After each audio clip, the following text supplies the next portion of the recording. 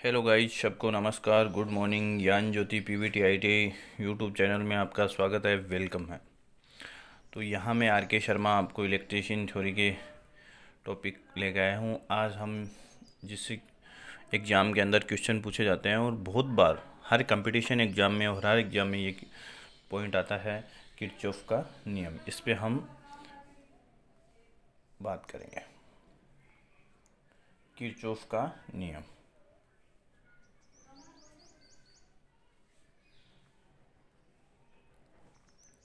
इस किरचॉफ के नियम से हर कंपटीशन एग्ज़ाम और हर आईटीआई के एग्ज़ाम में इस किरचॉफ के नियम से या तो न्यूमेरिकल आता है और या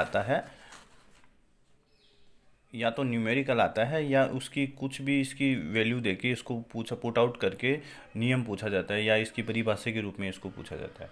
तो हम इसको स्टार्ट करते हैं। किरचॉफ ने दो नियम दिए थे। एक तो किरचॉफ ने प्रथम नियम दिया था जिसको हम केसीएल के नाम से जानते हैं, और एक किरचॉफ ने दूसरा नियम दिया था और उसको हम केवीएल के नाम से जाने जाते हैं। तो हम फर्स्ट नियम पे बात करेंगे, किरचॉफ का प्रथम नियम।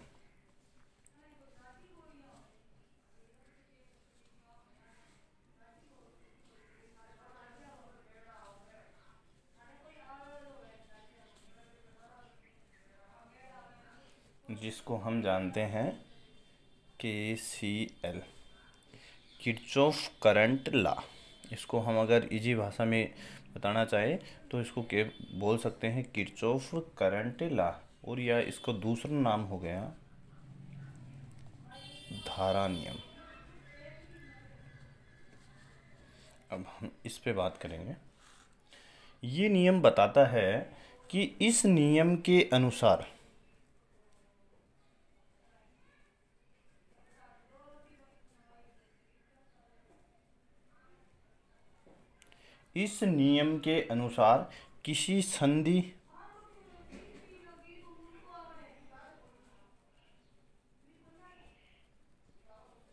किसी संधि पर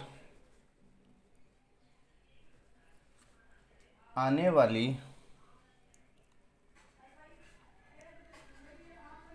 धाराओं व जाने वाली धाराओं का बीजगणितीय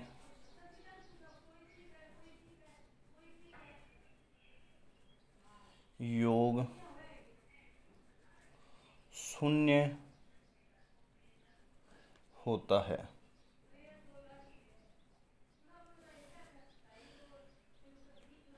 बीजगणितीय योग शून्य होता है। किरचॉफ का प्रथम नियम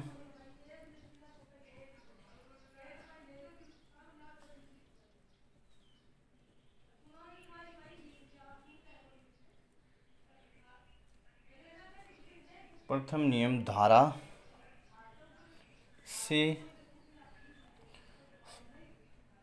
से बिंदु से संधि से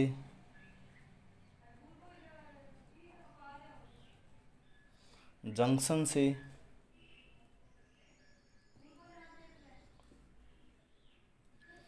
या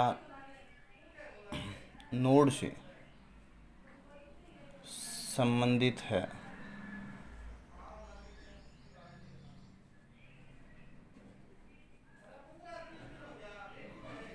इस नियम के अनुसार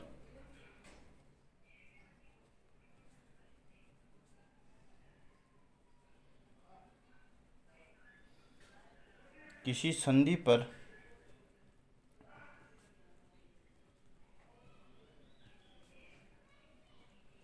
जितनी धारा आती है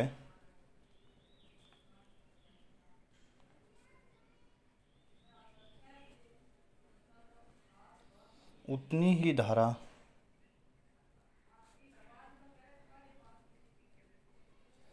बाहर निकलती है।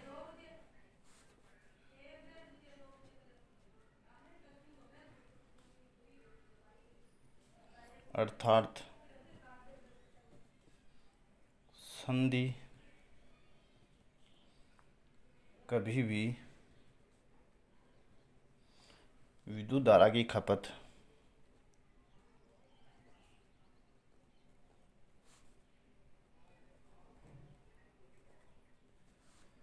नहीं करती।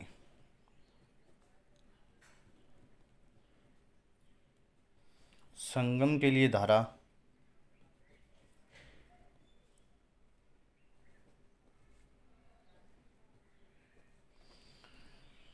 हम इसको इस तरीके से भी कर सकते हैं कि अगर जैसे मान लो ये नोड, मैंने इसको विस्तार से इसलिए समझाया है कि एक ही चीज़ के बहुत सारे नाम दिए जा सकते हैं। जैसे मैंने आपको यहाँ देखो इस बिंदु पे समझाया है कि किरचॉफ के प्रथम नियम धारा से बोल सकता है, अगला बिंदु से बोल सकता है, संधि से बोल सकता है, जंक्शन से बोल सकता है, नोड से बोल सकता है।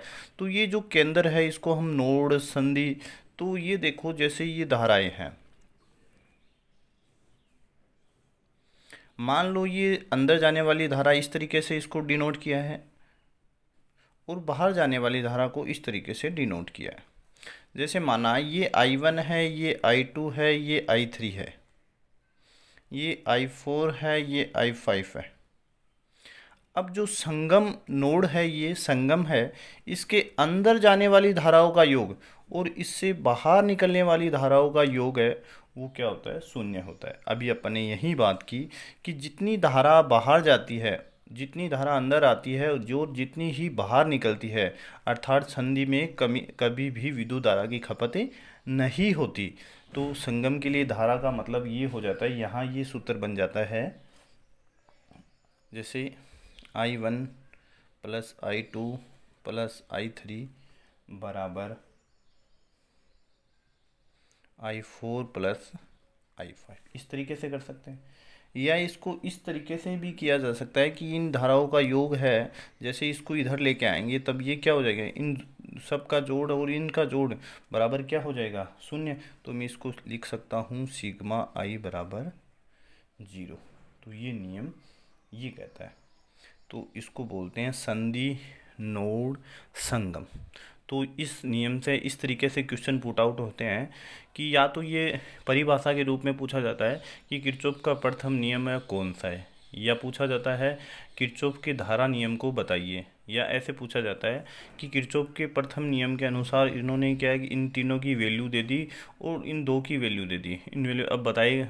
पूछेगा अगला कि I0 का I का मान, सिग्मा I का मान कितना होगा, मतलब I की वैल्यू पूछेगा अगला, या किसी 1 2 3 4 की वैल्यू दी, 5वें की अगला वैल्यू पूछ सकता है। तो किसी भी तरीके से इसको वैल्यू पूछ सकता है और ये बहुत ही इम्पोर्टेंट सी टॉपिक है। उसके बाद हम बात करेंगे दूसरी किरचॉफ की द्वितीय नियम।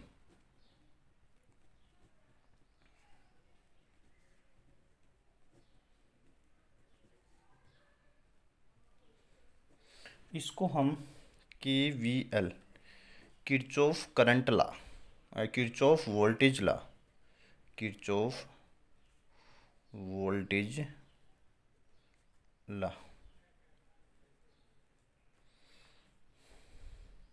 या हिंदी भाषा में बोलें किरचॉफ वोल्टेज नियम। अब ये नियम क्या कहता है? ये नियम कहता है, इस नियम के अनुसार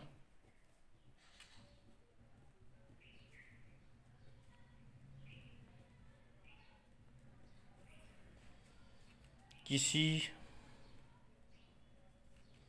बंद परिपथ में उत्पन्न होने वाले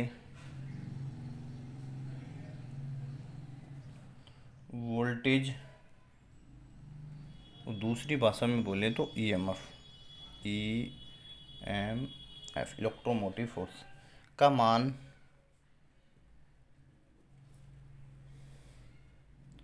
खत्म होने वाले विद्युत वाहक बल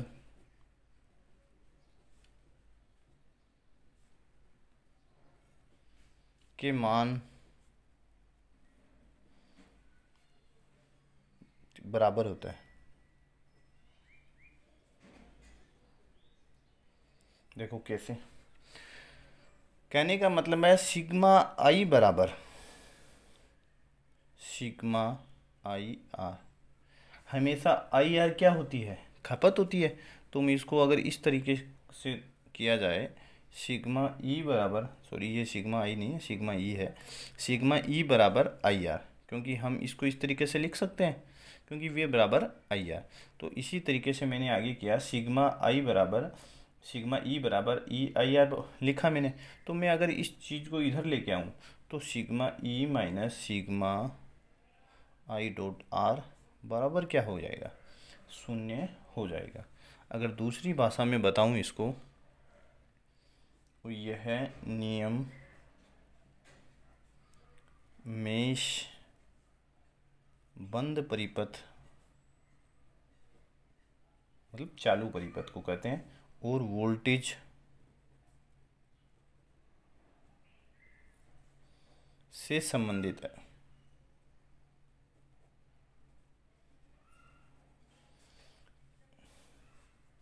और इम्पोर्टेंट सी बात भी बताई जाए तो किरचॉफ के दोनों नियम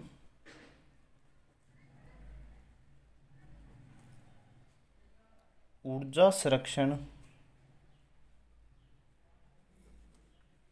नियमों का पालन करते हैं।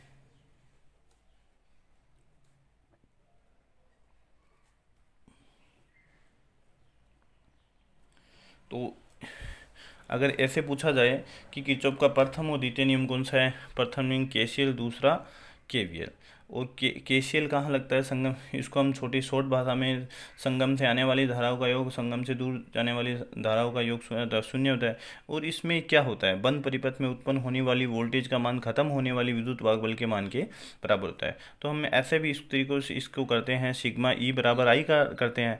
तो ये क्या हुई, खपत, इस खपत में से विद्युत वाहक बल में से खपत को किया तो इसकी वैल्यू क्या आई, 0 आई। तो इसी तरीके से किरचॉफ के प्रथम और सेकंड नियम को आपको बताया गया है। इसके ऊपर आपको न्यूमेरिकल्स भी बताए जाएंगे और आगे के पार्ट में इसके जो हर एक यूनिट्स है उसके इस तरीके के न्यूमेरिकल्स वाले टॉपिक आपको करवाए जाएंगे और उनके मैं पेपर भी लेके आऊँगा और उनके न्यूमेरिकल्स भी आपको करवाए जाएंगे। तो इन दोनों नियमों को आप ध्यान से पढ़ना, किरचॉफ के प्रथम नियम और किरचॉफ के द्वितीय नियम। अगले पार्ट में आपको इसके न्यूमेरिकल मिलेंगे और दूसरा कोई पॉइंट है न्यूमेरिकल वाले पॉइंट मिलेंगे। ठीक है, धन्यवाद सबका।